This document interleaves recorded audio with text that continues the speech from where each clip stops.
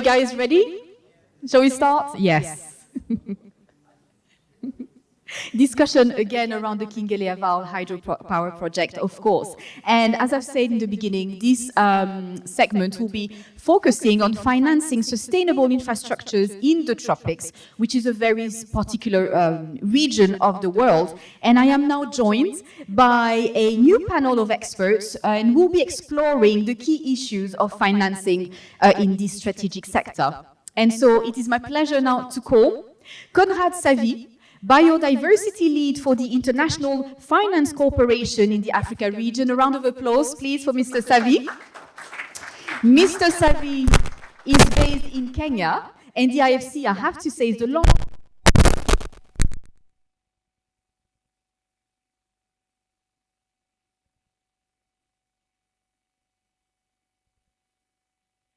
of key tools to facilitate practical implementation. You're welcome, Conrad. It's my pleasure also to call Osric Tenning-Forten, Principal Environmental Safeguards Officer at the African Development Bank in Libreville. Round of applause as well for Mr. Forten. Osric helps public sector borrowers and private sector clients develop sustainable projects with an emphasis on energy sector projects across varied ecological landscapes in Africa. Be welcome. Philippe Osuka, Deputy CEO of Gabon Power Company as well. Please be welcome.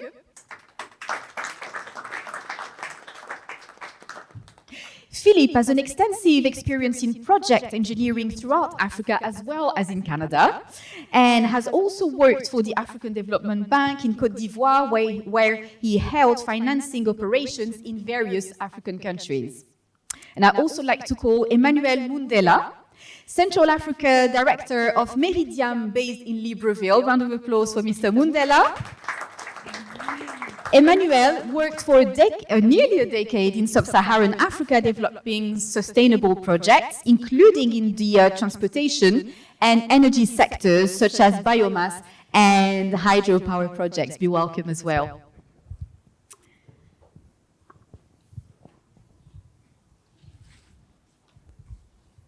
So I'll start with you, Philippe, actually.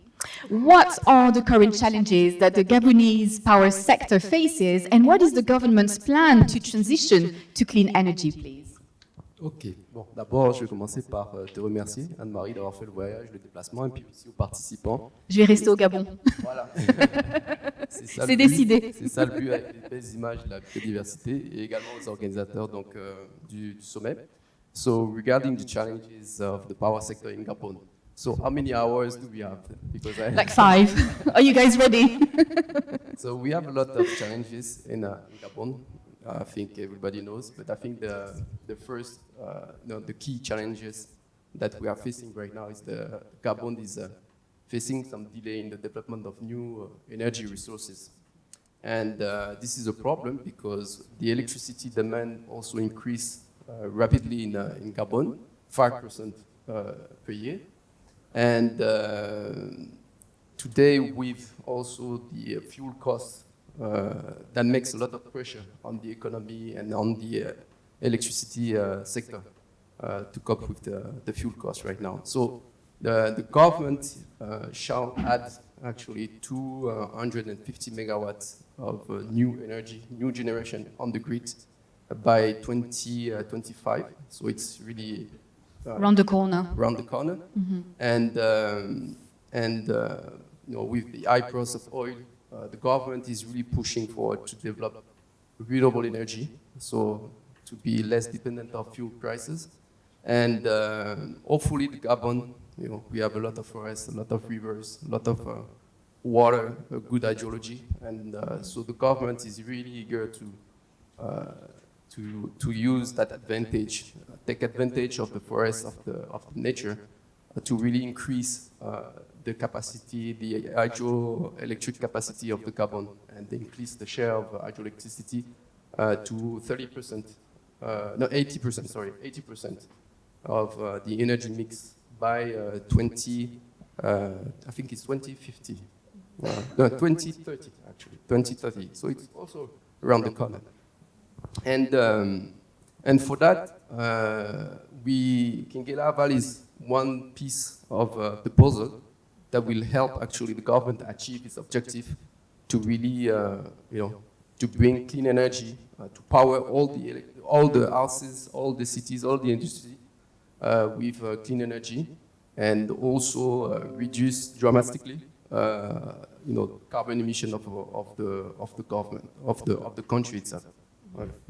You know what comes to mind, actually, when I think about this project is the old saying that says that Africa will find solutions with African means and with African minds, especially. And it makes me think how Gabon, to find clean energy, is looking at what Gabon has in its backyard. Indeed, this forest as well. So this is very, very interesting. And it's an ambitious plan. It will cost a lot it will take a lot of effort, it will cost a lot. And I would like to go to you, Emmanuel, to talk about sustainable projects like this. They involve a lot of resources. How can they remain financially viable and attractive, and how you help in this matter? Well, thanks again, Anne-Marie. I mean, in the industry, when we talk about financial viability, we look at certain costs, mostly. We are used to hear about construction costs, we are used to hear about staff costs and financial costs, which today it's sort of normal. But when we talk about a biodiversity cost or environmental and social cost, most of the time people perceive it as an add-on cost. And they tend to believe that there is a sort of contradiction between investing in sustainable infrastructure or sustainable mechanism with respect to the targeted return. And we believe it's a wrong perception, okay? Because the same way we look at construction costs, we should look at biodiversity costs, because they are part of the development of any project. And what we consider, I will even further say that these costs are the responsibility cost and accountability cost, right? So we look at the financial viability, holistically, right? So as you have noticed as well, currently there is a rise in, there is a tendency in rising costs.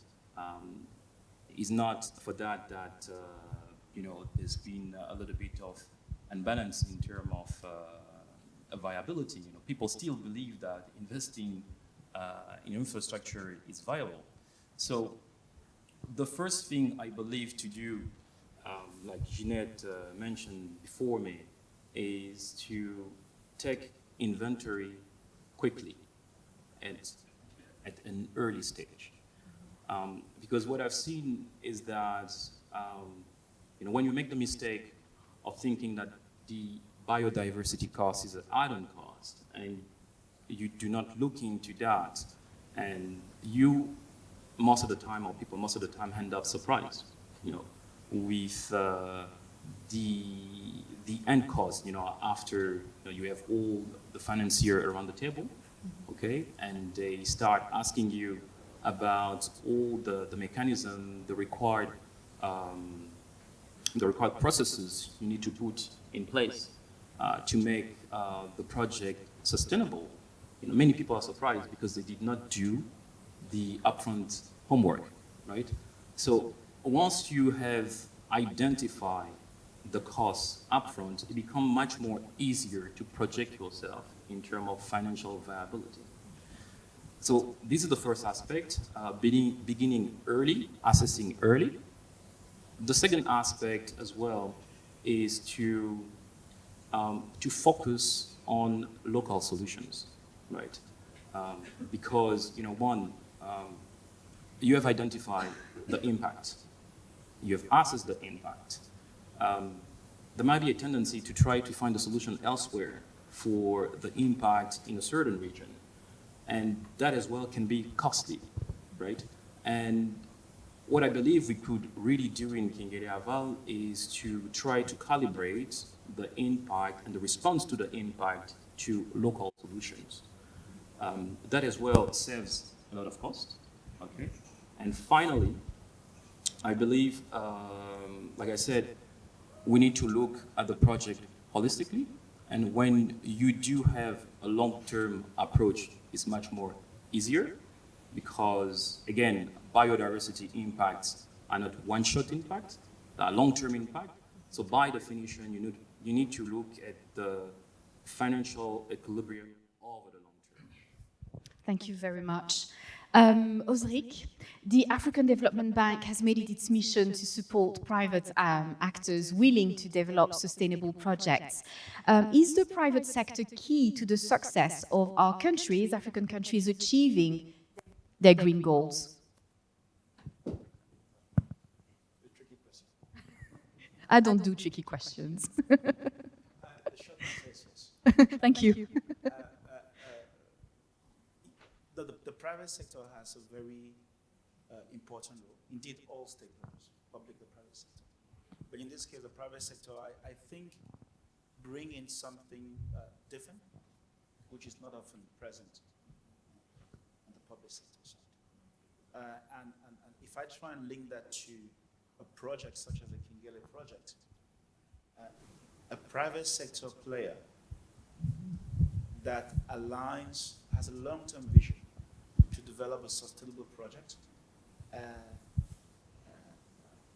deliver conservation needs, deliver value for money for shareholders, invest in time, invest in the time that it takes to prepare and deliver projects takes time. To do studies, I think we've talked here a lot about biodiversity studies. They take time, they take money, they take resources, they take, I think you then have talked earlier around stakeholder consultation engagement. They take a very proactive way of engaging with all stakeholders, the government, NGOs, regulators, local communities. The way you engage, the private sector will do that when they're developing projects. And that means that you're more likely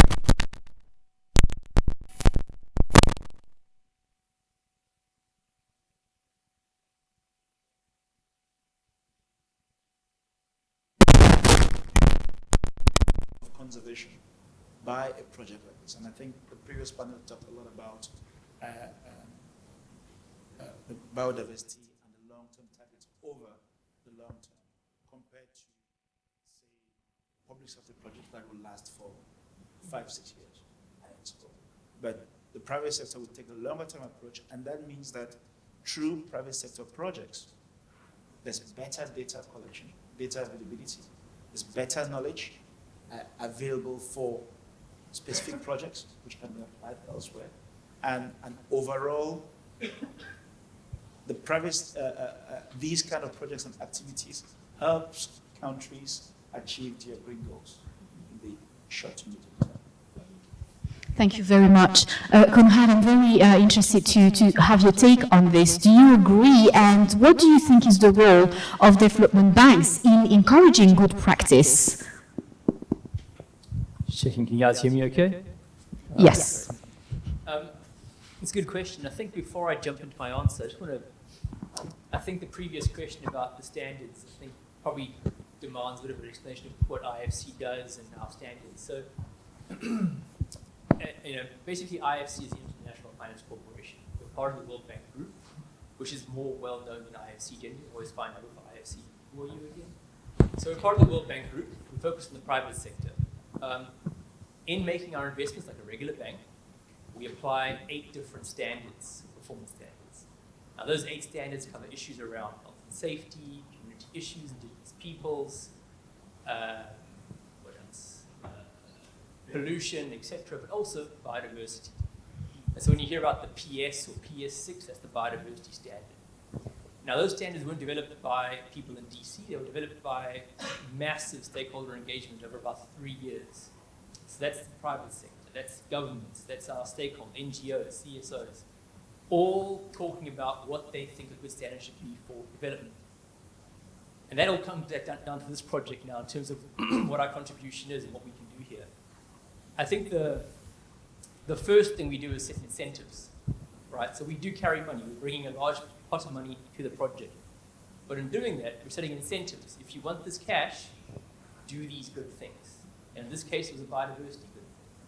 So that's one thing where I think many DFIs, like my colleagues at AFDB, in making our loans, making our investments, we are setting very strong financial incentives for good practice.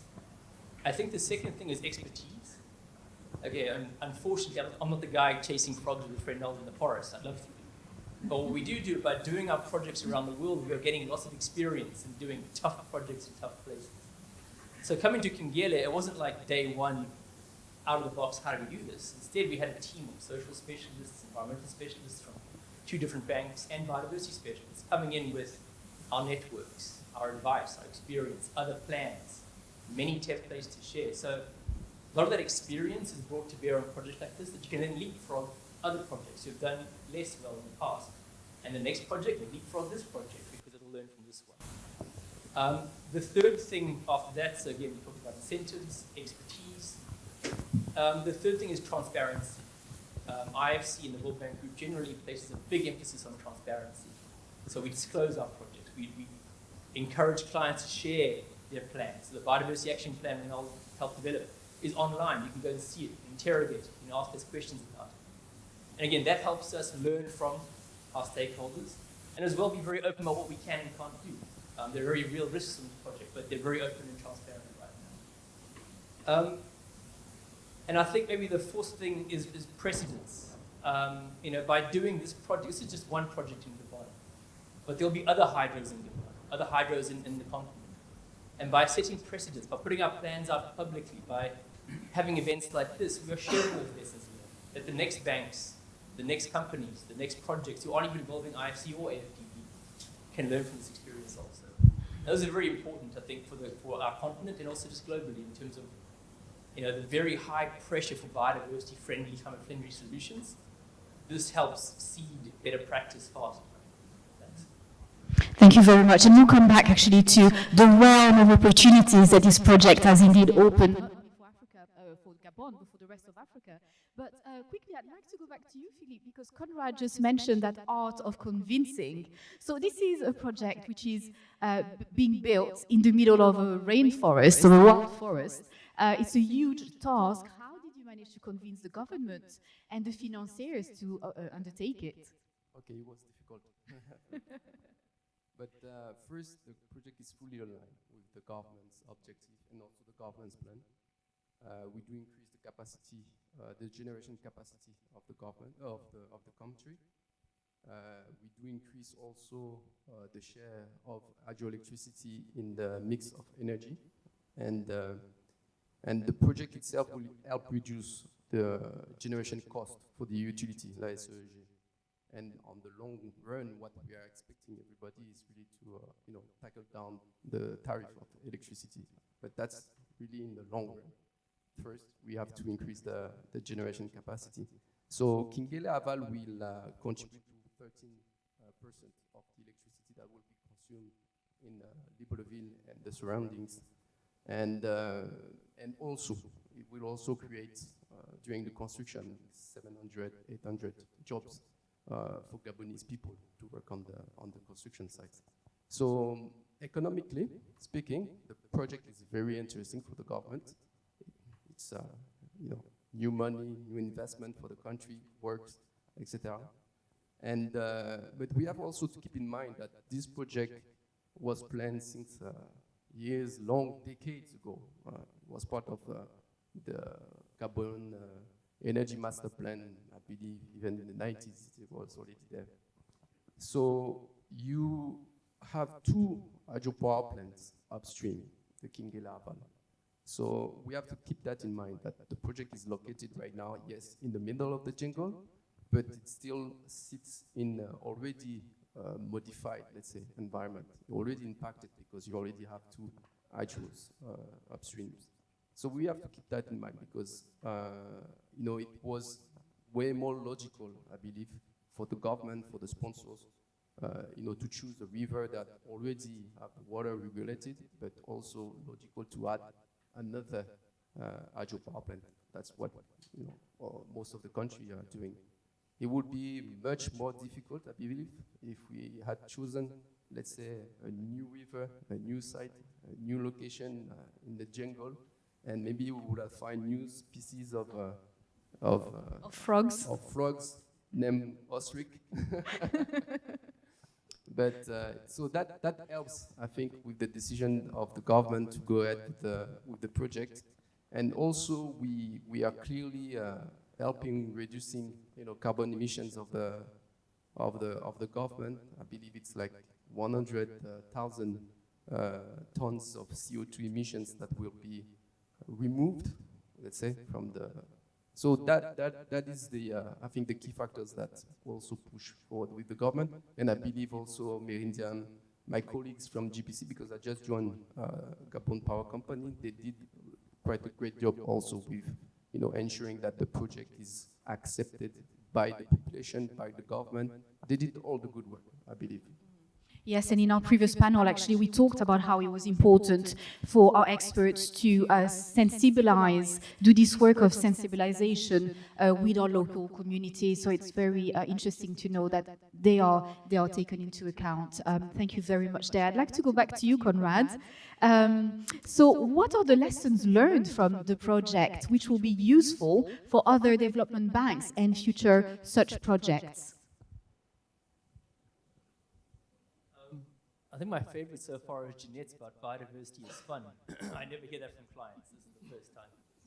I think this actually was a fun project. I mean, I'm actually meeting some of you for the first time on this visit because of COVID. But it was a pleasure working with everyone here, and I think the key aspect was the openness. I think a lesson learned is that people often assume climate friendly is biodiversity friendly. That is not true. But as everyone's talked about, if you go in knowing that is not true, you address the problem quickly. So again, we came in saying that climate friendly is good. Was it biodiversity friendly at the beginning? Not really. There were a lot of high risks here. But we spent our time, we did the studies, we got experts in, we fixed it, and now climate friendly is biodiversity friendly. And I think that assumption, which is common among some of my colleagues, and I know within the larger community, is a dangerous one, because it means you then downplay biodiversity and end up with problems that really delay projects significantly. I think another lesson learned is in terms of the patience. This is more for financiers, I think. So often internally, I'm sure Osh has the same problem, is that we're encouraged to make decisions quickly. 1 month, 2 months. Now, when this project first came past my desk, there's a species of plant or a group called the Podomystacea. Okay, so imagine a very small, and no insult to my colleagues in the back of the room, fairly boring-looking green plant that lives in waterfalls. Okay. At the time, it was only found within the particular rapids of this hydropower project. If I had been told you have 1 month to decide on this project, I would have said no. It's a deal with it. You can't do it. It's impossible. Right? What happened instead? I actually had the patience, and so did our sponsor, thankfully. And we got in the right experts, and we spent over about, I think within 6 months we had our answer. But within a year, we had very solid understanding of where the species live. We understood the chimpanzee issue, the gorilla issue, very, very well. And we could actually go ahead with the project. And so again, I think the lesson learned for both our sponsors and ourselves is that there are tough projects, especially in Africa. Projects are tough. But if you take the right time, do the right studies, you can make them work. So again, I think just the issue of patience is very important. Good lesson learned for, I think. Thank you so much. Oh, I can see a question here. Go. A few questions. All right, let's take them. We'll start with you first, please.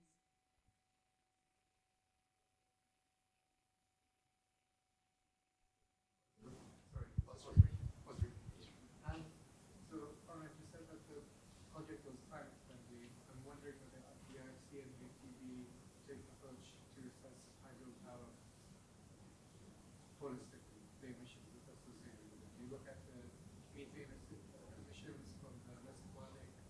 Do you look at the lost carbon sinks? It's a good question. So we do look at greenhouse gas emissions in part of our assessment. We do look at loss of land cover, so in terms of the forest loss potentially is included. I'm not sure we look at the additional loss of carbon sinking. That's Thank you very much. And we have a question from you, sir, as well.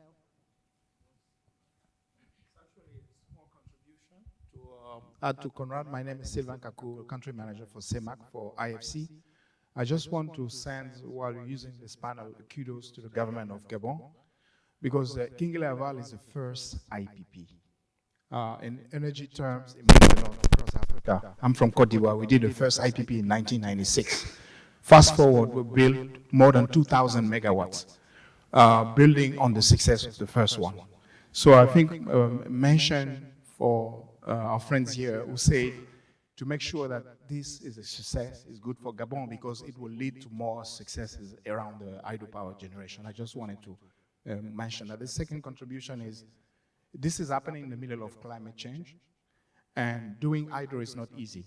So my take also, just to mimic what colleagues were saying on the panel, small is big. 35 megawatts is not comparable necessarily to 420 megawatt happening in Nashigal in Cameroon, but yet it is complex. And then again, the team here and the patience is really something that should be replicated so that Gabon can lead to its energy mix. So we'd like to see more happening.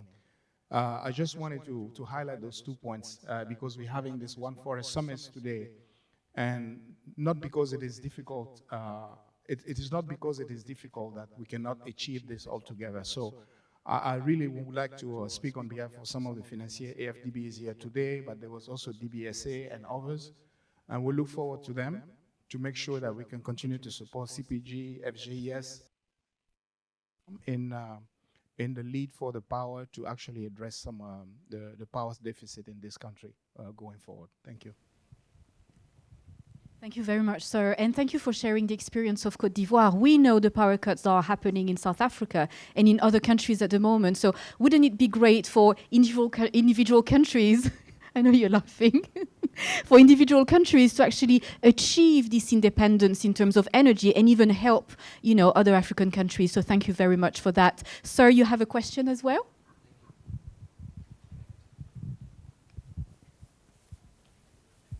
Thank you very much. My name is Robert Schulhammer from the Asian Development Bank, so the sister organization of the African Development Bank just for Asia and the Pacific. And I think thank you very much for such an interesting set of insights into what made this project tick and the ingredients. I heard a lot about good people, transparency, standards, so basics, basically, I would say.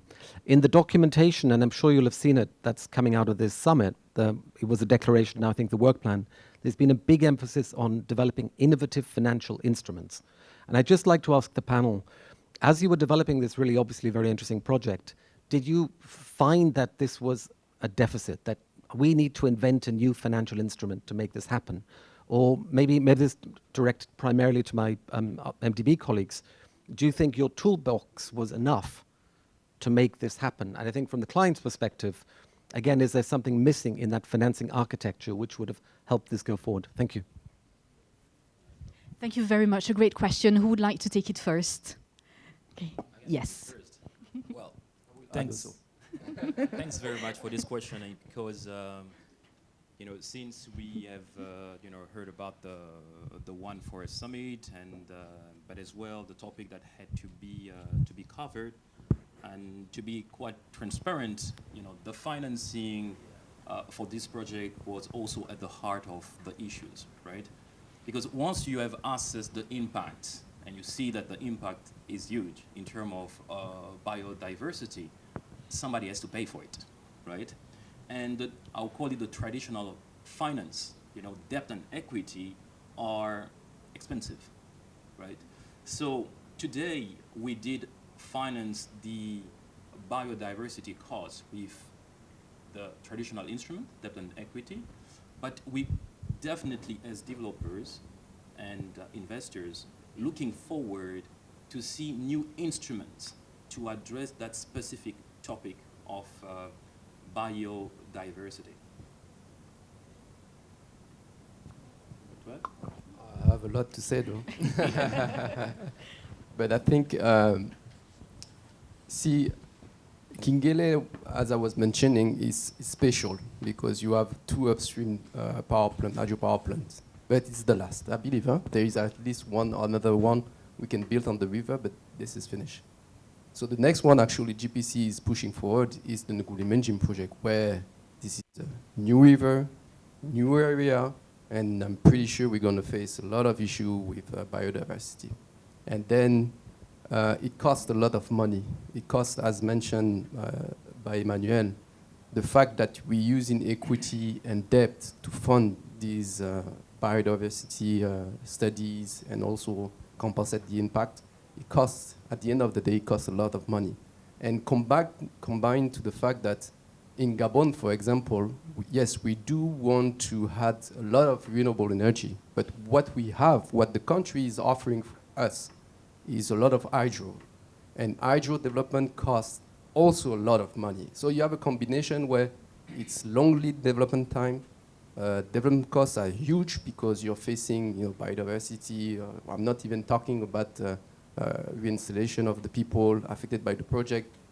The studies are also quite expensive, geotechnical studies, etc. for hydropower is very huge, very costly.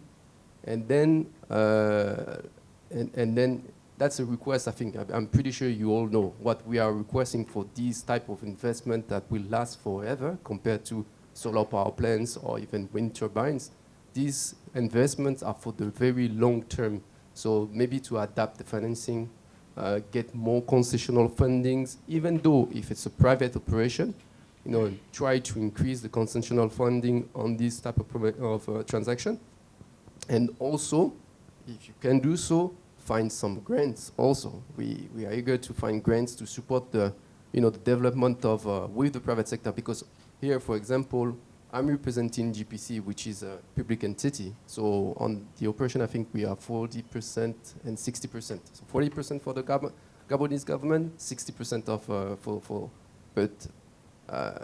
but even for the country itself, to push forward those it's heavy. Even for Gabon, which is, we have a lot of resources and et cetera, it's a lot of money. So honestly speaking, maybe some adaptation for countries like Gabon, where it's we're not in Senegal, where it's easy to find lands to build solar power plants and all.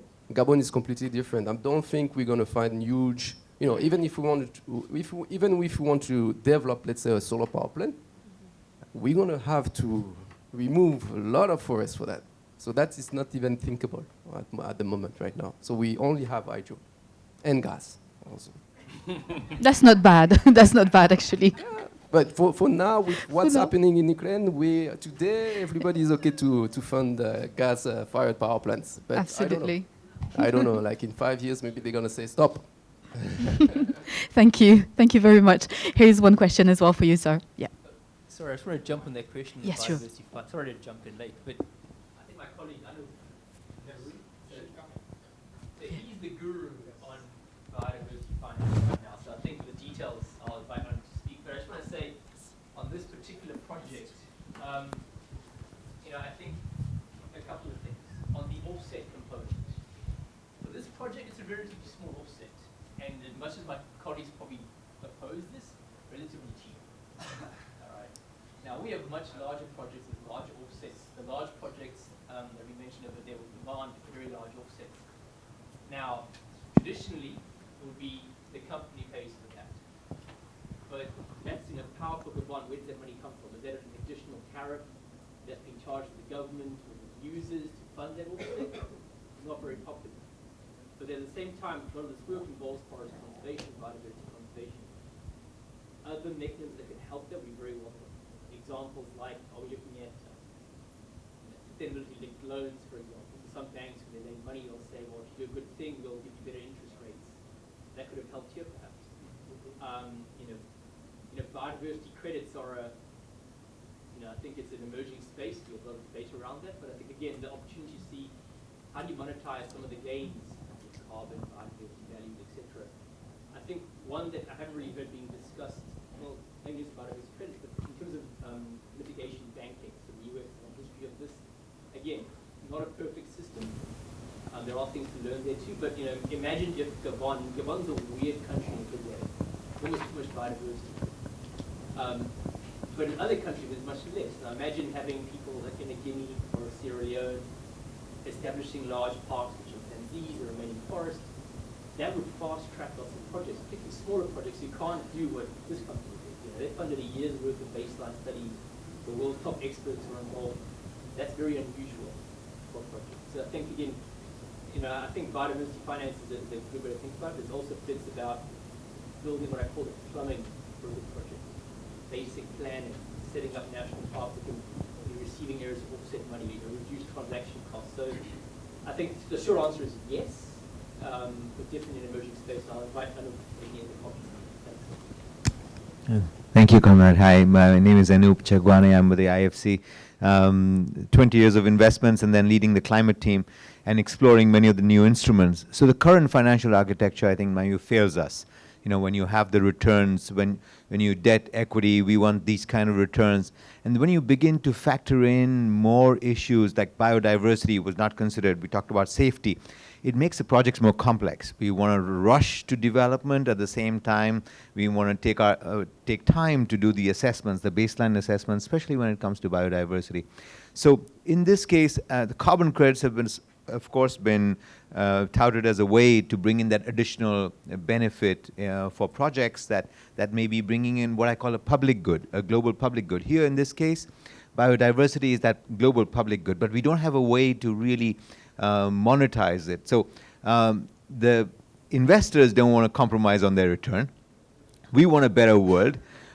So where does this money come from? And so the biodiversity credits definitely can play a role, but they're at a nascent stage, really early stage. You know, doing the baseline studies is one of the first things that's needed to even get to that point. So the amount of time and the money and effort that's needed, again, you need scale for that. So when people come to us for carbon credits, we say, don't bother coming if it's not a few thousand tons of savings. You know, the cost of just you know, getting those credits to you will be so expensive that it doesn't make sense. So same way here, I think we need to progress more towards integrating those goods or be upfront and say, hey, well, we have donor governments that say, we want this public good, it's a global public good, and we'll channel money towards that. We have blended finance. We use blended finance quite a bit to lower the cost of capital in some instances, and that can be used definitely. But there are even donor, the countries that say, hey, I'm giving you this blended finance, but I want my capital back. So, you know, there are limitations to that donor finance as well. So we need definitely more instruments, more grants, as you said, you know, definitely that needs to be part of it. But we need to get beyond this current system that we have, the financial architecture we have doesn't serve us well. Thank you so much. Sorry, it's important. This is an important topic. I'm sorry, for a minute.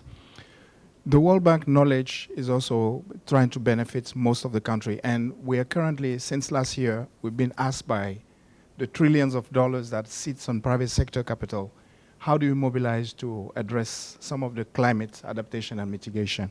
So a round of countries in Africa and across the globe, in Latin America and southern in Asia, have developed what they call a CCDR, which is a country diagnosis for climate adaptation and mitigation.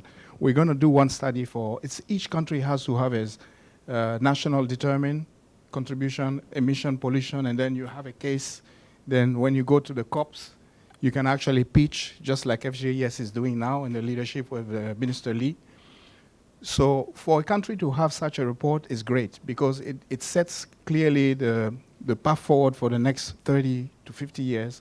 And you see how you bring in the private sector role to contribute to the climate adaptation and mitigation. I just wanted to highlight this. We did one for Sahel last year, in Cameroon and Ghana, and we are rolling out a number of other countries in Africa. I think this is also adding to what my colleague said about, it seems there's money out there, but just like doing PPP in the past, for the past 20 years, it's becoming something natural to do now. But it takes time for gestation. In terms of the journey to the PPP, each country is not at the same level. Some countries have done PPP, so they're rolling out PPP. Like in Kenya, they do everything PPP, right? But in West and Central Africa, we've not seen a lot of experience in PPP. So it's the same with the type of investment we're going to see in that space. Around climate. So things are new, and I know that SGES is pitching hard, and we're working hand in hand with the bank and other colleagues to see how you can also access the carbon credits. You know, how do you become neutral? How do you sell the emissions certification, etc. So we are on a discovery journey, but we hope Gabon is positioning very well to actually attract the private capital to address these projects. And I think looking backward, that this type of Kinguélé would have qualified had we had a framework already available into what he's discussing now. But it's not late, maybe because there will be extension or other hydro project in the country that stand to benefit from this type of attracting private capital. And Thank you very much. just one thing about Nachtigal before I forget. Nachtigal is 400, I think, 420 megawatt. But Nachtigal is exactly like Kinguélé. There is no reservoir on Nachtigal. Because Cameroon, they built a huge dam, the Lompanga, that actually regulates already the flow on the Sanaga. That's actually the reason why Nachtigal is now, I think it's near commissioning right now. But if that was not built before, I don't think Nachtigal would have come online. Thank you for that. And Osrik, I'd like to hear you on this matter. What are your thoughts, and what can development banks learn from the Kinguélé Aval project for the future?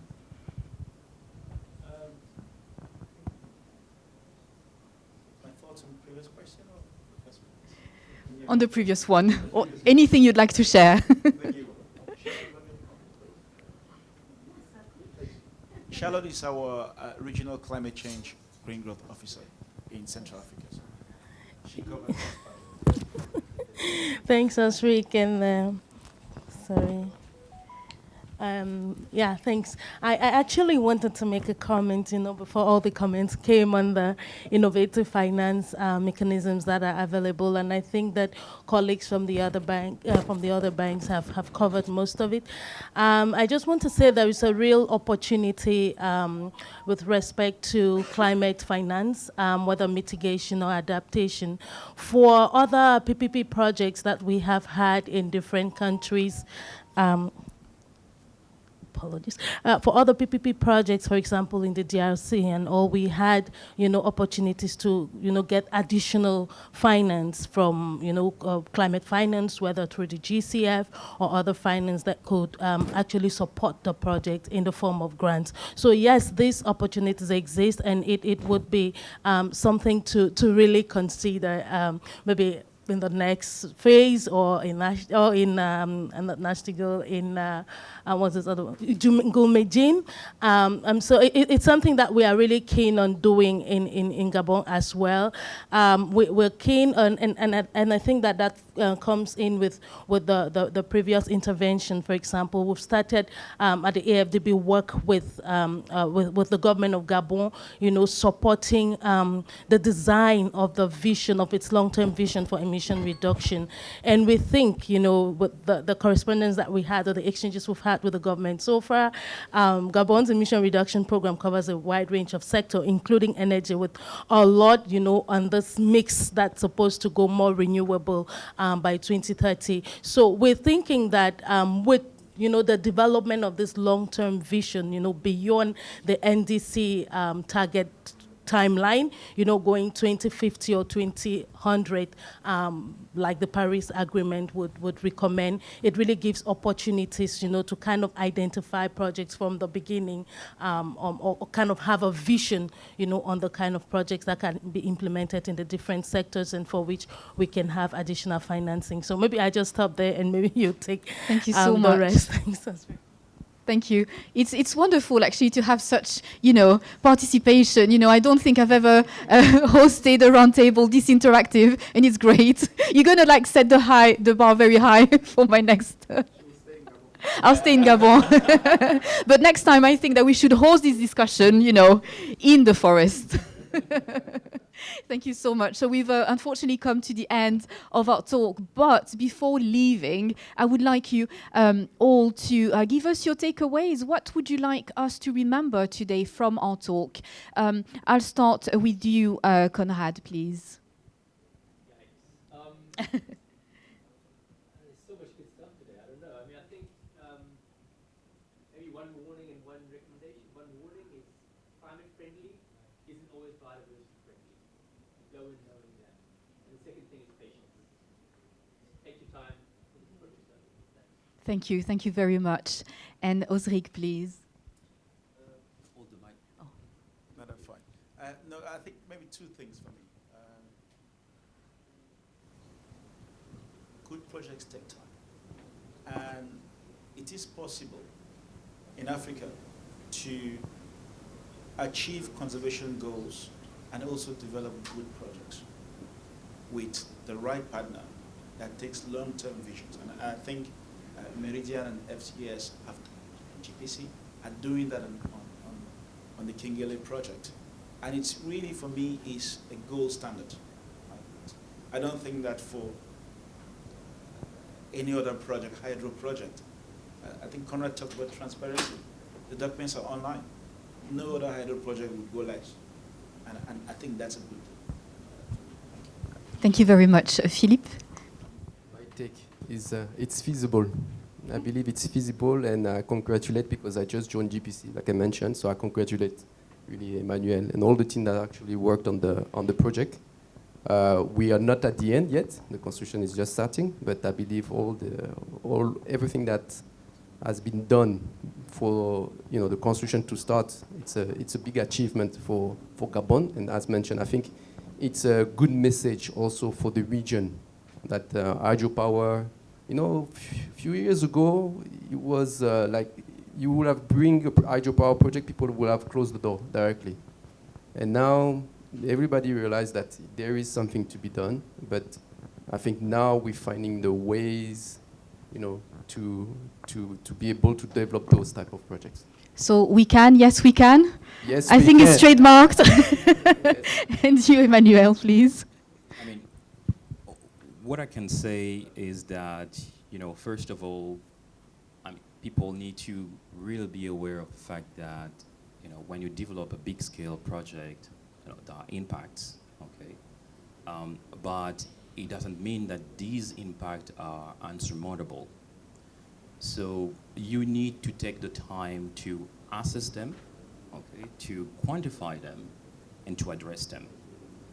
We also see that, yes, they may require extensive capital, okay, but this is part of the game. My takeaway as well is that it is also in need of new type of financing. I believe we need to start look at biodiversity as an asset of countries, okay? Because yes, there is impact, yes, there is conservation, but if it is taken as an asset of the country, it is, I believe, faster to develop a mechanism and as well financial instrument to bring it in. Because while developing a project, we need to keep in mind another aspect, maybe I'll finish with that, is the affordability of the project, okay? Like I said, today we had to finance the biodiversity cost with debt and equity, right? And if on one hand we see the biodiversity as a country asset, it can be also seen as the contribution of the country to the structuring of the project, okay? For new financing, new type of financing, and at the end result is either the off-taker or the consumers that will have to buy the services at a very affordable price. Thank you very much. Emmanuel Mundela, Philippe Osuka, Osric Tenning-Forten, and Conrad Salvi. Thank you so much for your contributions today, and thank you all indeed.